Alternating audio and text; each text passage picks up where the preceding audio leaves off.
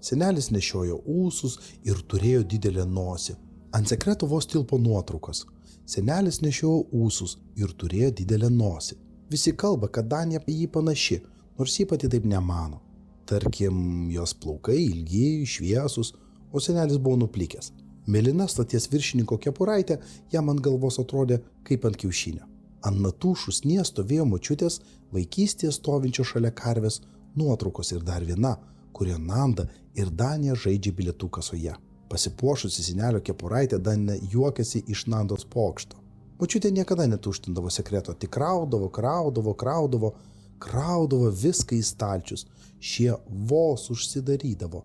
Kartą, atidariusi sekretą, Danija rasdavo dar visokiausių nematytų daiktų. Didžiausia netvarka buvo apatinėme stalčiuje.